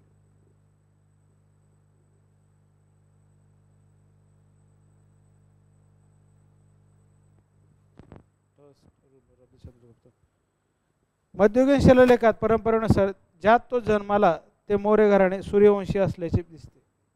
म्हणजे त्याचं मूळ काय बघा, मौर्य काय म्हणतात, चंद्रवंशी असावे. चंद्रवंशी ते असावेत. हे सॉरी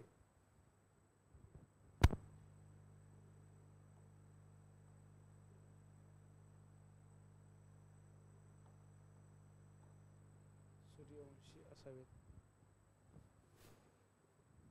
कशात? मध्ययुगीन शिलालेखातल्या परंपरेनुसार तो जन्माला त्या वंशातील मांद्रात हा राजापासून मौर्य घराणे उदयास आले असे. मोरिस मौर्य यांचे राजपुताना गॅझेट मध्ये एक राजपूत वंश असले असे वर्णन केले. राजपुताना गॅझेटियर मध्ये. आता बघा ते आपल्याला बघायला लागेल. पुढे काय बघा, मोर पाळणाऱ्याच आपल्या जैन परंपरेनुसार आलेल्या जैन परंपरेनुसार मौर्य कोण होते आपण समजा या टायटल खाली बघूया. मौर्य कोण होते ते घेऊया. मौर्य कोण होते एक तर कशानुसार, पुराणानुसार किंवा नाही.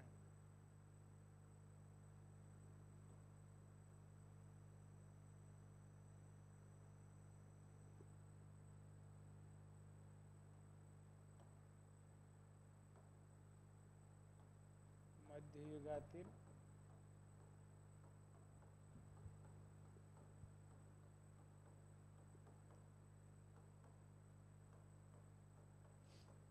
ते सूर्यवंशी असावेत.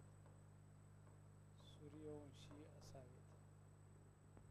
दुसरं काय म्हणलेलं बघा, मौर्य काय सूर्यवंशी असल्याचे दिसते. त्या वंशातील मांद्रार्तू या राजापासून मौर्य घराणे आले. मोरिस हे राजपुताना गॅझेटियर मध्ये एक राजपूत वंश आहेत.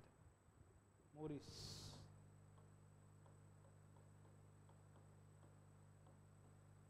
राजपुताना गॅझेटियर्स.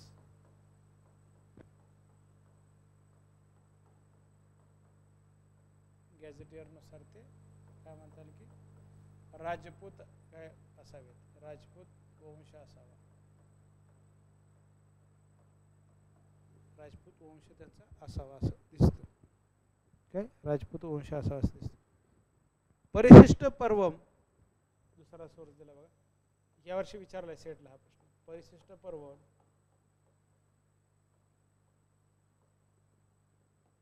या जैन परंपरेनुसार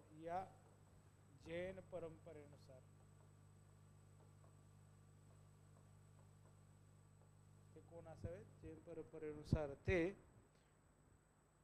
मोर पाळणाऱ्या असावे. मोर पाळणाऱ्याच्या कुटुंब प्रमुखाचा असावा.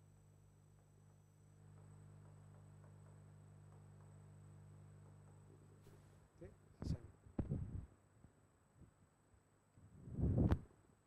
ग्रामप्रमुखाचा कन्येचा तो मुलगा असा. मौर्य नावाच्या खत्तीय वंशाचा तो वंशज असल्याचे महावंशात म्हणलेले आहे. ओके. आता त्याच्यानंतर आहे बघा महावंशानुसार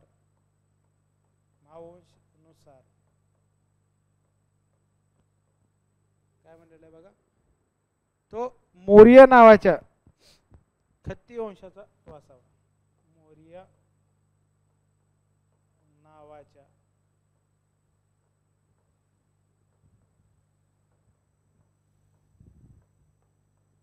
खत्तीय वंशाचा असावा.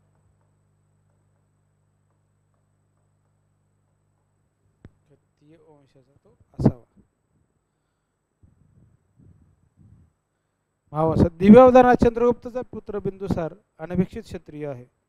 दिव्यावधानात काय सांगितलं बघा, हे लिटरेचरच्या आधारे आपण बघतोय. दिव्यावधानात क्षत्रिय असं सांगितलेलं आहे. दिव्यावधानात म्हणजे बुद्धिस्ट लिटरेचरनं एक वेगळी सांगितलेलं आहे, बुद्धिस्ट लिटरेचरनं वेगळं सांगितलं. चंद्रगुप्ताचा पुत्र बिंदुसार हा अनभिक्षित क्षत्रिय मूर्धातिभिषिक्त क्षत्रिय असल्याचा दावा करतो. त्याच ग्रंथात बिंदुसाराचा पुत्र अशोक स्वतः क्षत्रिय म्हणवितो. महापरिनिब्बाण सूक्तामध्ये मौर्यांचा उल्लेख पिप्लिवानातील सत्ताधारी वंश केलेला आहे. महापरिनिब्बाणात कोण आहे बघा, संपदा राठोड. रिझल्ट पाहिलाय का? महापरिनिब्बाणात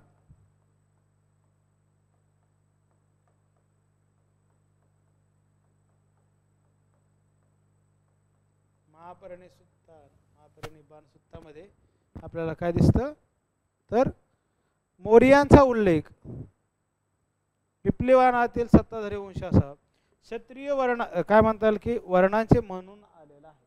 क्षत्रिय वर्ण असावा. या वर उल्लेखलेल्या ग्रंथापेक्षा सर्वात प्राचीन ग्रंथ महापरिनिब्बाण सूक्त दिसतो. त्या ग्रंथ सर्वात प्राचीन असल्यामुळे पूर्वकालीन बौद्ध वाङ्मयापैकी तो असल्यामुळे नंतरच्या रचनामध्ये त्यातील पुरावा ग्राह्य मानला पाहिजे. म्हणजे त्यात जे सांगितलेलं आहे सगळ्यात जुना आहे महापरिनिब्बाण सूक्तामध्ये, त्या पिप्लिवानंतर तो क्षत्रिय असलेला दिसतो. म्हणून चंद्रगुप्त हा क्षत्रिय जमातीमधील म्हणजे मौर्य वंश होता हे जवळजवळ निश्चित आहे. हे आपल्याला त्याचे ओरिजिन आहे. मौर्य कोण होते याच्याबद्दलची माहिती वाटते. पहिलं मध्ययुगीन शिलालेखात सांगितलेलं आहे, मौर्यमध्ये सांगितलं, परिष्ठ पर्वमध्ये महावंश, दिव्यावधान, महापरिनिब्बाण 5-6 पद्धतीने आपण ते सांगितलेलं आहे. इसवी सन 6व्या शतकात पिप्लिवान या छोट्या गणराज्यात मौर्य हा सत्ताधारी वंश होता. पिप्लिवानमधला ते आपण पाहिलं. हा बहुधा नेपाळ तराईमधील रुमिंदेई या गोरखपूर जिल्ह्यातील कशिया नद्याच्या मधोमध असा. कशिया नावाचं वस्त्र आहे बघा, जे बुद्ध घालतो होते बघा, जे काशीमध्ये मिळत होतं. कशिया हे वस्त्र आहे जे काशीमध्ये मिळत होतं. कशिया नावाचं वस्त्र ज्यातनं आधारे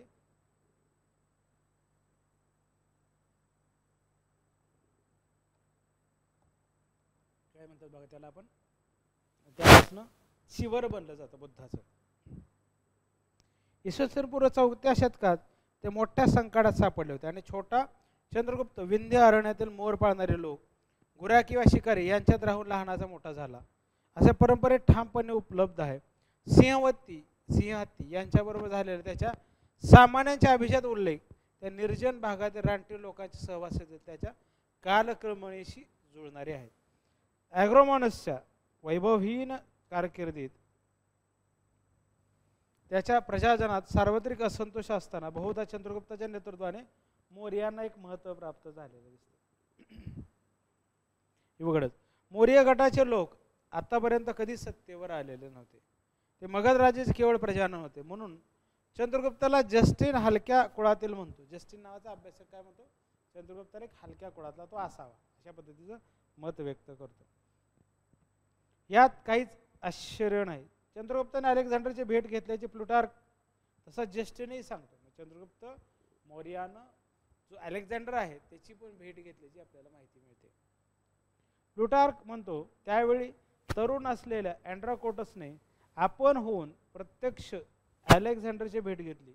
संपूर्ण देश अलेक्झांडरने हा म्हणता जिंकला असताना, कारण तत्कालीन राजाच्या शूद्र व दुष्ट स्वभावामुळे प्रजानंद त्याचा तिरस्कार करीत असत. कोण? नंद घराणं. असे त्यानंतर तो म्हणत असे. या वेच्यावरून मगधाच्या हुकुमशहाची सत्ता नष्ट करण्यासाठी अलेक्झांडरचे मन वळवण्याच्या उद्देशाने चंद्रगुप्ताने हा विजयाची भेट घेतली होती असा तर्क करणे अयुक्तिक होणार नाही. त्याच्या वर्तनाची इब्राहिम लोटीची राज्यव्यवस्था संपुष्टात आणण्यासाठी बाबूरला बोलावून घेणाऱ्या राणा संग्राम सिंहाच्या वर्तनाशी सुद्धा तुलना होऊ शकेल का, असे ॲग्रोमेस प्रमाणेच अलेक्झांडरही कठोर राज्यकर्ता असल्याचे चंद्रगुप्ताला आढळले आणि हे उघडच होते. चंद्रगुप्त मौर्य त्या म्हणताना अलेक्झांडर आणि कठोर होता. त्यांनी आपल्याला त्याची कारणही बघितलं कठोर असणारा, कारण त्याच्या स्पष्ट वक्तेपणाबद्दल या निर्भय वृत्तीच्या भारतीय तरुणाला ठार मारायचे आदेश देण्यास मॅसेडोनियाच्या राजाने मागे पुढे पाहिले नाही, असे जस्टिन म्हणतो. आपदात मॅसेडोनियन आणि भारतीय जुलमी राज्यकर्ते यांच्या हातून आपला देश मुक्त करण्याचे या मौर्य युवकांनी योजले असावे. तक्षशिलेतील एका ब्राह्मणाचा पुत्र कौटिल्य उर्फ चाणक्य किंवा विष्णुगुप्त यांच्या सहाय्याने त्याने कुप्रसिद्ध नंदाला उखडून टाकल्याचे सांगण्यात येते. म्हणजे नंद घराणं जे आहे त्याची सत्ता उलथवण्यामध्ये महत्त्वाचा सहभाग आपल्याला काय म्हणता येईल की चंद्रगुप्त मौर्य म्हणजे सँड्राकोटसने केलेला असावा. त्याबद्दलची माहिती आपल्याला दिसतं.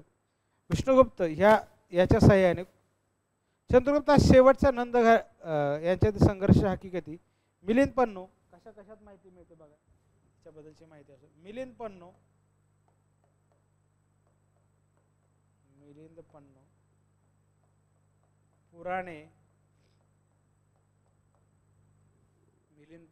पुराणे महावंश टीका परिष्ट परम आपण घेतलेलंच आहे. मुद्रा राक्षसामध्ये पण माहिती मिळते कशा पद्धतीनं केलेलं आहे नंद घराणं.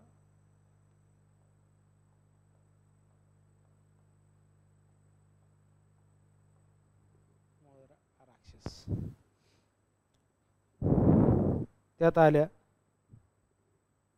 नंदाच्या सैन्याचे नेतृत्व बुद्ध सालाने केल्याचे मिलिंद पन्नोत आले आहे. नंद सैन्य मोठ्या प्रमाणात हत्याकांड झाल्यावर पराजित करण्यात आले हे उघड आहे. त्याचे अतिशयोक्त वर्णन मिलिंद पन्नूमध्ये आले आहे. आधिपत्य संपादन केल्यावर काही काळानंतर अलेक्झांडरच्या अधिकाऱ्याशी किंवा सेनापतीशी युद्ध करून चंद्रगुप्त आणि त्यांची सुद्धा सत्ता उलखडून टाकली. त्यांची मदत घेतली आणि त्यांची सत्ता जर इष्ट झाली परत कोणाच्या अलेक्झांडरच्या मृत्यूनंतर असं केलेलं आहे. नंदाचा निष्पात व पंजाबची मुक्तता एवढीच केवळ या महान मौर्यांची कर्तबगारी नव्हती तर काय होतं त्याच्यामध्ये बघू आपण.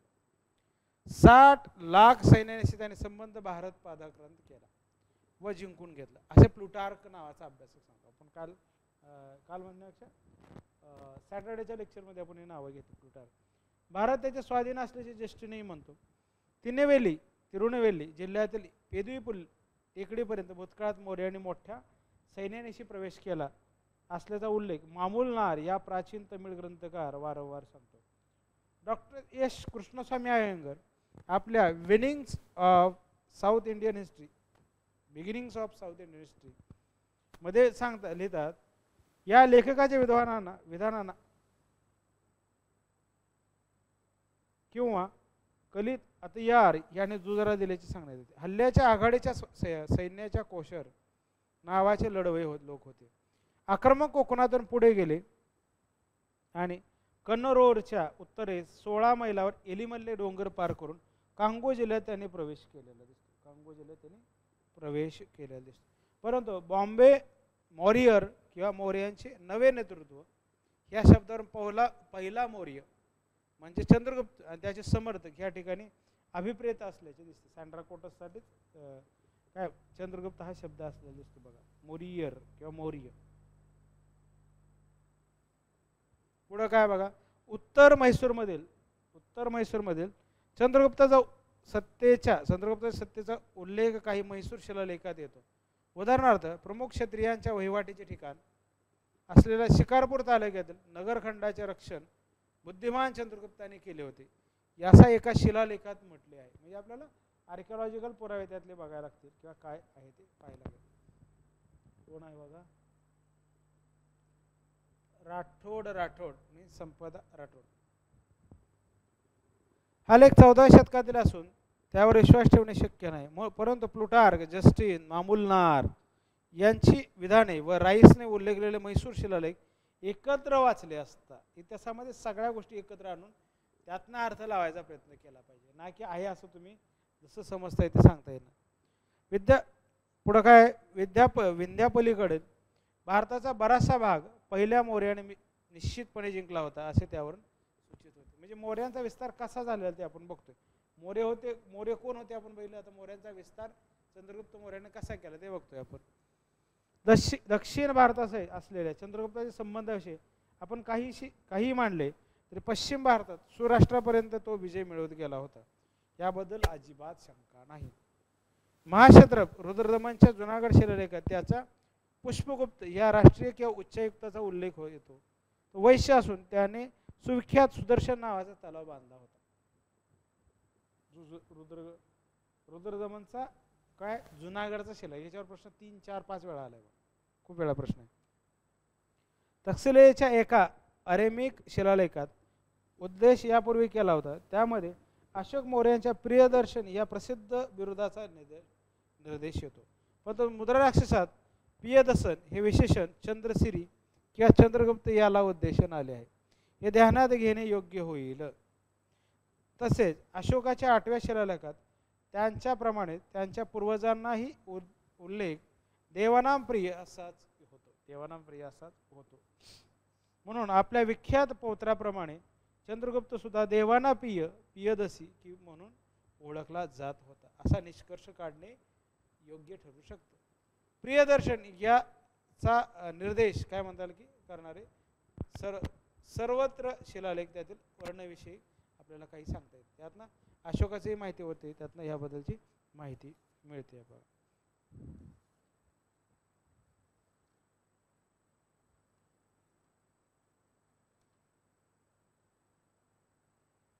चला आता चंद्रगुप्ताच्या बद्दल आपण माहिती घेतो. मौर्य कोण होते, चंद्रगुप्त तरी आज आपण संपवूयात बघा. काय काय त्याबद्दलची माहिती लिहून घ्या बघा.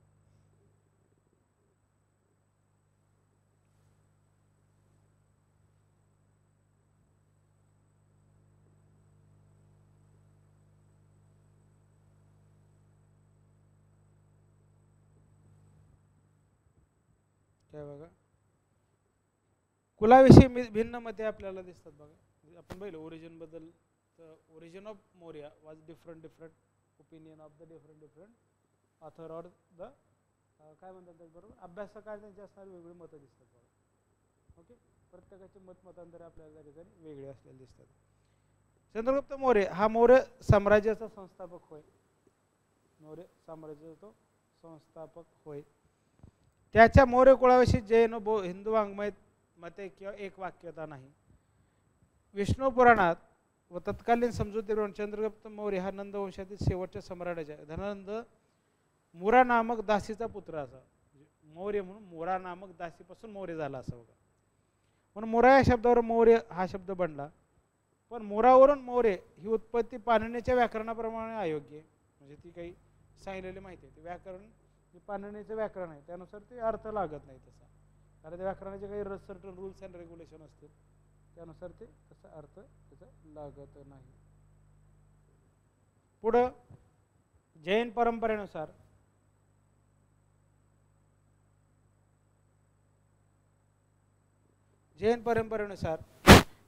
चंद्रगुप्त हा एक ग्राम प्रमुखाचा मुलगा, मोर पाळणाऱ्या एक ग्राम प्रमुख त्याचा मुलगा म्हणून किंवा त्याच्या मुलीचा मुलगा म्हणून आलेला होता. मयूर पोषक या गावात मोर पाळणारे लोक राहत होते, त्यामुळे मयूर पोषक या शब्दावर मौर्य हा शब्द बनला असता. एका स्मारकावरून असे स्पष्ट दिसते की मौर्यवंशी संबंध मयूरांशी अवश्य असावा. सांची येथील मूर्तीमध्ये व नंदरगड येथील अशोकाच्या स्तंभात मोरांची चित्रे आपल्याला आढळलेली दिसतात. पाटलीपुत्र येथील बागेत पाळीव मोर ठेवण्यात आले होते. पाटलीपुत्रमध्ये पाळीव मोर आपल्याला असलेले दिसतात. बौद्ध मतानुसार म्हणजे महावंश आहे, दिव्योदान आहे, यानुसार खत्तीय गोत्राचा वंशज असून मौर्य नावाने प्रसिद्ध होता. दिव्योदानुसार आपण पाहिले चंद्रगुप्ताचा पुत्र बिंदुसार क्षत्रिय होता असे महापरिनिब्बाण सूक्त या ग्रंथात म्हणले आहे, तर तो क्षत्रिय होता हे सिद्ध झाले. चंद्रगुप्ताचे वंश क्षत्रिय असून इसवी सन पूर्व 6व्या शतकात ते नेपाळ तराईमध्ये पिपलीवान नामक प्रदेशाचे सत्ताधीश होते आणि नंतर हा प्रदेश मगध साम्राज्यात विलीन करण्यात आल्यामुळे मौर्यांची वंशाची वाताहत झाली असावी. काय म्हणता येईल बघा. डॉक्टर रायचौधरी वगैरे विद्वानांना हा पुरावा अत्यंत सत्य मानतात. ग्रीक ग्रंथांवरून चंद्रगुप्त क्षत्रिय होता हे सिद्ध होते. वरील विवेचनावरून चंद्रगुप्त मौर्य क्षत्रिय कुलोत्पन्न होता हे निर्विवाद सत्य आपल्याला वेगळ्या सोर्सेसमध्ये मान्य करता येऊ शकते. प्रारंभिकचं जीवन कसं होतं जर बघायला काय असावं बाबा, what was the actual reason. चंद्रगुप्ताच्या प्रारंभिक जीवनाविषयी विशेष आपल्याला विश्वासार्ह माहिती उपलब्ध नसल्यामुळे अनेक आपल्याला नियम दिसतात. त्यामध्ये चंद्रगुप्ताची शांत तेज, शौर्य, धैर्य, प्रतिभा वगैरे गुण श्रेष्ठ व्यक्तीच्या नजरेत भरल्यामुळे त्याला उत्तरोत्तर उच्च पदे प्राप्त झाली. नंदाकडे त्यावेळी मगधांवर नंद वंशाची अधिसत्ता होती. नंद सैन्यात चंद्रगुप्ताने स्वपराक्रमाने अधिकाराची जागा मिळवली. त्याच्या कर्तृत्वाने त्यांना जागा मिळवली. नंद सम्राटाने शासन व्यवस्था जुलमी आणि भ्रष्टाचारी असून सुद्धा प्रजासत्ताक होती. परंतु चंद्रगुप्ताने नंद सम्राटाविरुद्ध कारस्थान रचले, पण नंदवंश उलटून पाडण्याचा त्याचा पहिला प्रयत्न फसल्यामुळे त्याला मगध साम्राज्य सोडावं लागलं दिसतं. अलेक्झांडरकडे आपल्याला तो गेलेला दिसतो, त्याची भेट घेतली दिसते अलेक्झांडरची. नंद सम्राटाला सोडल्यावर चंद्रगुप्त अलेक्झांडरच्या सैन्यात सामील झाला. अलेक्झांडरने यावेळी भारतावर स्वारी केली होती. या स्वारीत चंद्रगुप्ताने जुलमी व धनलोभी नंद सम्राटाचा नाश करण्यासाठी अलेक्झांडरची मदत मागितली ते आपल्याला दिसतं. यामुळे चंद्रगुप्त अलेक्झांडर याच्यात मतभेद निर्माण झाले आणि स्वाभिमानी चंद्रगुप्ताला अलेक्झांडरचे वर्तन आवडले. त्याने अलेक्झांडरचा सोडून दिला. अलेक्झांडरची सोबत आपल्याला त्या ठिकाणी सोडून दिलेली दिसते. पण ते ज्या झालेल्या त्या गोष्टी आपण बघतो. म्हणजे काय काय तुम्हाला डिटेलिंग जर क्वेश्चन बालपणावर एखादा प्रश्न केला किंवा त्याच्या चंद्रगुप्ताच्या वरच प्रश्न काय विचारले तर ते आपल्याला माहिती असावे. ओके.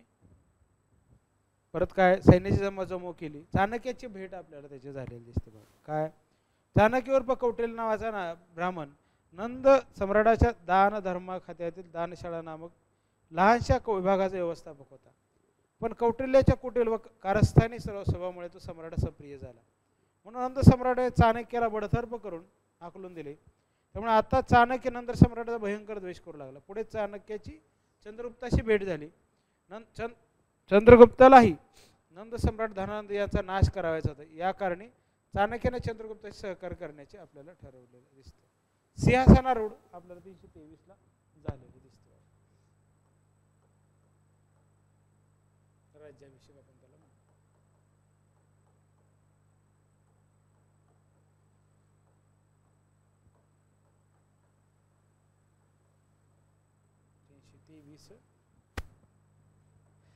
इसवी सन पूर्व 323 BC. नंद राजवटीला त्रस्त झालेले अनेक लोक चंद्रगुप्ताला मिळाले. चंद्रगुप्ताने आपल्या विशाल सैन्यासह नंदवंशीय मगध सम्राट धनानंद यांच्यावर स्वारी केली आणि त्यातनं आपल्याला सत्ता मिळवली. चंद्रगुप्ताने मगधाची राजधानी पाटलीपुत्रवर चाल केली आणि त्यातनं मग आपल्याला ते काही म्हणतात पॉलिटिकल कंट्रोल व्हायला त्यातनं सुरुवात झालेली दिसते. पॉलिटिकल कंट्रोल त्यातनं व्हायला सुरुवात झालेली दिसते.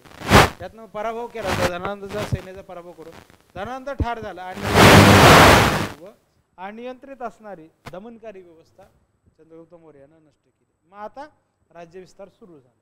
आता राज्याभिषेक झाला, राज्यविस्तार सुरू झाला. ग्रीकांचा पराभव आणि वायव्य भारत काबीज केला. पहिला काय ग्रीकांचा पराभव,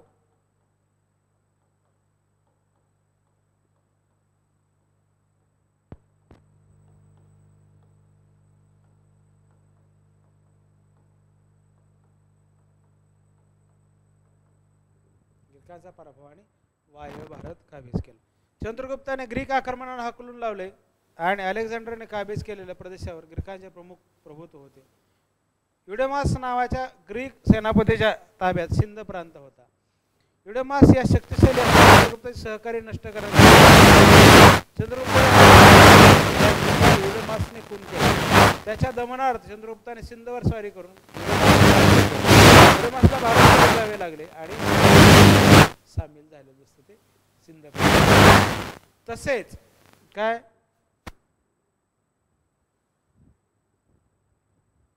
चंद्रगुप्ताने इतर लहान मोठ्या ग्रीक अधिकाऱ्यांची पदच्युत करून ग्रीकांनी गिळंकृत केलेला संपूर्ण भारतीय प्रदेश परत मिळवला. अशा प्रकारे भारत मातेला परदास्य शृंखलातून मुक्त केले. पश्चिम भारत त्यानंतर पादाक्रांत केला.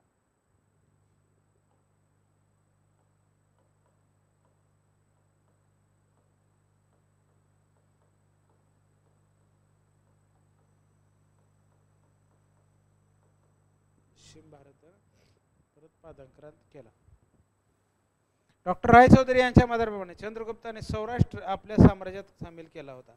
त्याने सौराष्ट्रावर पुष्पगुप्त नावाचा राज्यपाल नियुक्त केला, असे रुद्रदमनचा जुनागड येथे शिलालेखात माहिती मिळते.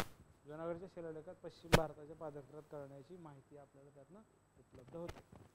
त्यानंतरचा भाग आहे बघा, काय बघा त्यानंतरचा दक्षिण भारतावर सुद्धा प्रभुत्व आपल्याला त्याने मिळालं. इथं झालं सौराष्ट्र,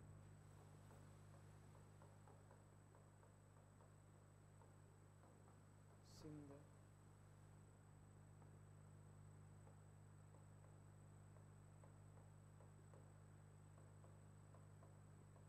दक्षिण भारत. दक्षिण भारताबद्दल काय बघा, महाराष्ट्र, विदर्भ, म्हैसूर, आंध्र, महाराष्ट्र, विदर्भ, म्हैसूर व आंध्र त्यामध्ये असलेले दिसतं. चंद्रगुप्त दक्षिण भारतावरील कोणाकोणात प्रदेश काबीज केला हे ठरवणे कठीण आहे. तरी पण अनेक पुराव्यावरून असे वाटते की त्याने महाराष्ट्र, विदर्भ, म्हैसूर, आंध्र वगैरे प्रदेशावर प्रभुत्व प्रस्थापित केले असावे. पूर्व भारतावर अधिराज्य कलिंग प्रदेश सोडला तर बाकीचा बंगाल वगैरे प्रदेश चंद्रगुप्ताने आपल्या साम्राज्यात समाविष्ट केला. सेल्युकस निकेटरचा पराभव आणि पूर्व भारतावर सुद्धा त्याने अधिराज्य गाजवलं. परत काय म्हणतात, सेल्युकस निकेटरचा पराभव केला, अफगाणिस्तानवर आधिपत्य मिळवलं. चंद्रगुप्त मौर्याचे महत्त्वाची मौलिक कामगिरी म्हणजे सेल्युकस निकेटरचा पराभव करून अफगाणिस्तान स्वामित्वाखाली आणणे होय. सेल्युकस निकेटरचा पराभव करून अफगाणिस्तान ताब्यात घेण्याचं महत्त्वाचं कार्य आपल्याला कुणी चंद्रगुप्त मौर्याने केलेलं दिसतं. सेल्युकस निकेटर हा अलेक्झांडरचा नामांकित सेनापती होता. अलेक्झांडरच्या मृत्यूनंतर त्याच्या सेनापतीत झालेल्या सत्ता संघर्ष सेल्युकस हा यशस्वी झालेला होता. त्याचाच आपल्याला कोण दिसतो बघा, सेल्युकस निकेटरचा राजदूत हा मॅगस्थनीस आहे, तो चंद्रगुप्त मौर्याच्या दरबारात होता. लक्षात, अलेक्झांडरचे साम्राज्य भूमध्य समुद्रापासून सिंधू नदीपर्यंतच्या विस्तृत प्रदेशावर पसरले होते. या ग्रीक साम्राज्याची शासन व्यवस्था शिथिल असल्यामुळे किंवा झाल्यामुळे काही प्रांत त्यातनं स्वतंत्र झाले. म्हणजे काही सेंट्रल हे हलायला लागलं, सेंट्रल पॉवर स्ट्रक्चर तेवढं स्ट्रॉंग राहील ना त्यातनं, मग काय प्रादेशिक सत्ता हे उदयास आल्या, त्या स्वतंत्र व्हायला लागले, स्वतंत्र व्हायला सुरुवात झाली. चंद्रगुप्ताने भारतातील ग्रीक सत्तेचे उच्चाटन करून स्वसत्ता प्रस्थापित केली. तसेच त्याने अनेक लहान सहान राज्ये नष्ट करून विशाल मौर्य साम्राज्य स्थापन केले. त्यामुळे भारत आता पूर्वीसारखा दुर्बल नसून सामर्थ्यशाली आपल्याला या चंद्रगुप्ताच्या काळात झालेला दिसतो. आपले आसन मजबूत केल्यावर सेल्युकस निकेटर भारताकडे निघाला. भारतातील ग्रीकांचा घेतलेला प्रदेश पुन्हा जिंकून घेण्याचा पूर्वीचाही प्रदेश जिंकावा व ग्रीक साम्राज्याचा विस्तार करावा या महत्वाकांक्षेने तो आपल्याला सेल्युकस निकेटर आलेला दिसतो. त्याने बॅक्ट्रियाकडे राज्य जिंकले आणि भारत काबीज करण्यासाठी त्याने काबूलवरून प्रस्थान केले. सेल्युकसला चंद्रगुप्ताने सिंधू पलीकडेच अडवले. संग्राम सुरू झाला. चंद्रगुप्त व सेल्युकस या दोन सामर्थ्यशाली सम्राटाचा हा संग्राम होता. सेल्युकस हा अलेक्झांडरचा अनुभवी व कसलेला सेनापती, तर चंद्रगुप्त हा भारतातील पराक्रमी अधिपती. या भयंकर रणसंग्रामात चंद्रगुप्ताने सेल्युकसचा चांगला पराभव केला. चंद्रगुप्ताशी सेल्युकसला मानहानिकारक तह करावा लागला. तहानवये काबूल, कंदहार, हिरात, बलुचिस्तान आणि सिंधू नदीच्या पश्चिमेकडील ग्रीक प्रदेश सेल्युकसने चंद्रगुप्ताला दिला. याशिवाय सेल्युकसने आपली मुलगी चंद्रगुप्ताला दिलेली, म्हणजे marriage as a political alliance किंवा त्यातनं फायदा करून घेतलेला दिसतो. तसेच मॅगस्थनीस नावाचा आपला राजदूत पाटलीपुत्र येथे चंद्रगुप्ताच्या दरबारी होता. त्यानंच इंडिका नावाचं पुस्तक लिहिलं. चंद्रगुप्ताने सासऱ्यास 500 हत्ती भेट घेऊन मदत केली. चंद्रगुप्त सेल्युकस यांच्यात सख्य प्रस्थापित झाले. नवीन प्रदेश जिंकून साम्राज्य विस्तार करण्याच्या महत्वाकांक्षेने आलेल्या सेलुकसला भारतातील नवीन प्रदेश तर दूरच राहिला, पण ग्रीकांचा पूर्वीचा प्रदेशही जिंकता आला नाही. म्हणजे जे अगोदरचे त्याच्याकडे जे होतं ते सुद्धा त्याला जिंकता आलं. जे अगोदर होतं ते मिळवायला आला, त्याला वेगळंच त्याच्या हाती लागलेलं दिसतं. एवढंच काय, पण आपण आपला अफगाणिस्तानाचा प्रदेशही चंद्रगुप्ताला द्यावा लागला. परकीय आक्रमणाच्या अशा प्रकारचे भयंकर दमन चंद्रगुप्ताशिवाय दुसऱ्या कोणत्याही भारतीय सत्ताधीशाला आजपर्यंत शक्य झाले नाही. चंद्रगुप्तासारखी इराणपर्यंत पोहोचलेली भारताची विस्तृत वायव्य सरहद मोगल किंवा इंग्रज सत्ताधीश आटोकाट प्रयत्न करून सुद्धा प्राप्त करू शकले नाहीत. या उलट या कामी त्यांना प्राण, धन, मन किंवा या प्रकारे नुकसान सहन करावं लागलं. विन्सेंट स्मिथ चंद्रगुप्ताबद्दल काय सांगतो बघा. ते काय सांगतात की the first Indian emperor more than 2000 years ago thus entered into possession of that scientific frontier cited for in vain by his English successor, never held its entirety even by the Mongol monarch. मोगलाला आणि इंग्रजांना जे जमलं नाही ते चंद्रगुप्त मौर्याने केलेलं दिसतं. अशा प्रकारे चंद्रगुप्ताचे साम्राज्य उत्तर प्रदेशापासून दक्षिणेकडे म्हैसूरपर्यंत, कलिंग सोडून बाकीच्या बंगाल प्रदेशापर्यंत आपल्याला पश्चिमेकडे सौराष्ट्र व इराणपर्यंतच्या विस्तृत प्रदेशावर पसरलेले दिसतं. 24 वर्षाच्या प्रदीर्घ कारकिर्दीनंतर 298ला त्याचा मृत्यू झालेला दिसतो. मग योग्यता काय बघा. शूर सैनिक असणारा आपल्याला चंद्रगुप्त मौर्य दिसतो. त्याची योग्यता काय. शूर सैनिक. नंद व अलेक्झांडर यांच्याकडे असताना स्वतःचे धैर्य, शौर्य व उत्साह प्रदर्शित करून उच्च पदे प्राप्त केली आणि स्वतःला शूर सैनिक ही सिद्ध केलं. म्हणजे स्वतःची एक इमेज बनवली किंवा एक चांगल्या प्रकारची इमेज बनवली. उच्च प्रतीचा सेनापती, उच्च प्रतीचा सेनापती, शूर सैनिक. चंद्रगुप्त हा सैनिकांचा आवडता होता. तो स्वतः सैन्याबरोबर देखरेख करीत असे. संकट समय आप काय डगमत नसे. म्हणजे परिस्थिती कशी आली तर त्या ठिकाणी गडबडायची नाही. त्या ठिकाणी त्या प्रकारे फाईट करायचा, जेणेकरून सैनिकांचा तो आवडता झालेला होता. सैनिकांचा तो आवडता सेनापती झालेला होता.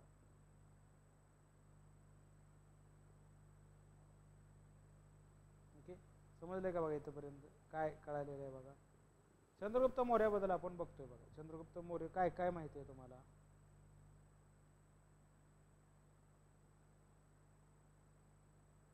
चंद्रगुप्त मौर्याबद्दल काय काय बघा. विशाल सैन्य असून तो युद्ध कला विशारद, धनानंद आणि त्याचबरोबर काय म्हणता येईल की बाकी काय काय त्याच्यामध्ये इतरांवर त्याने मिळवलेले विजय, श्रेष्ठ प्रतीच्या सेनापतीची त्याचा प्रचिती मिळते. महान विजेता नंद, ग्रीक, सेलुकस, निकेटर, भारतातील इतर राज्य यांना जिंकणारा तो एक महान विजेता होता. म्हणजे किती लोकांना त्यानं विजय प्राप्त केले, किती लोकांवरती आपल्याला त्यामध्ये दिसतं. दुसरा साम्राज्य संस्थापक, मौर्य साम्राज्याचा संस्थापक म्हणून पण त्याकडे बघितलं जातं. चंद्रगुप्त म्हणजे प्रतिकूल परिस्थितीच्या पंखात स्वपराक्रमाने फुललेले पद्ममोहर. सामान्य माणसाचा तो असामान्य एक साम्राज्य संस्थापक बनला.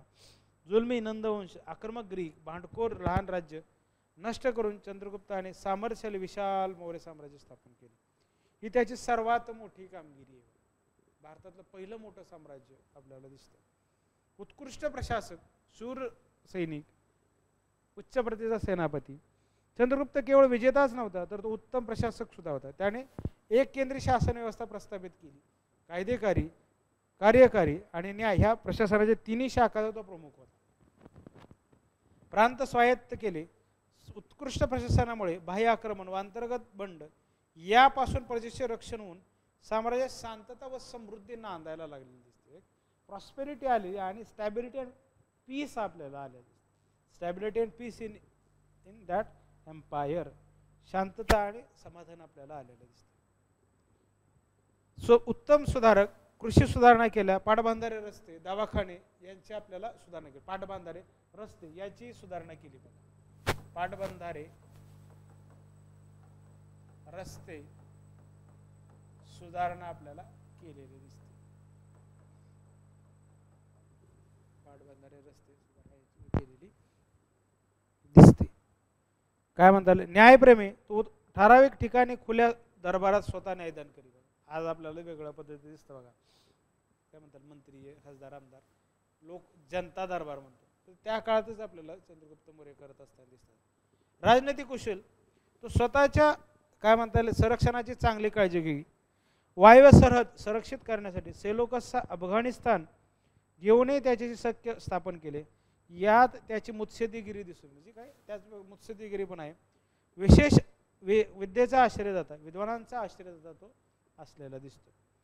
वरील सर्व गुणामुळे व कामगिरीमुळे चंद्रगुप्ताला भारताच्या इतिहासात महत्त्वाचे स्थान विन्सेंट स्मिथ म्हणतो. These achievements fairly entitle him to rank among the greatest most successful king known to his history. सगळ्यात महत्त्वाचा राजा आणि सगळ्यात गोष्टी त्याने मिळवलेल्या दिसतात.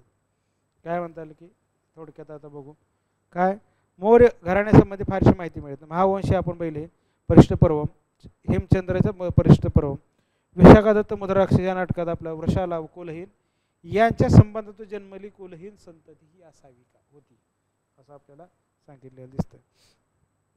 महावंश दिव्यवदान महापरिनिब्बाण सुत्त या ग्रंथात चंद्रगुप्त व त्याचे क्षत्रिय वंश असल्याचे सर्वमान्य आहे.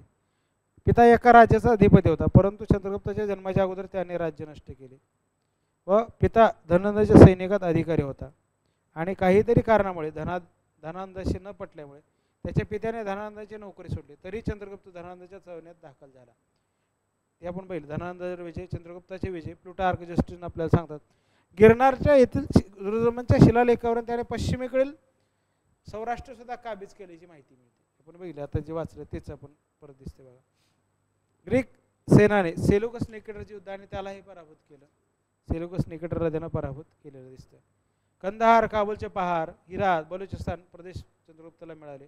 या आठी आपल्याला तह झालेला दिसतो सेल्युकस सोबतचा. तहात काय काय मिळालं. सेल्युकसने आपली कन्या हेलन चंद्रगुप्ताला अर्पण केली.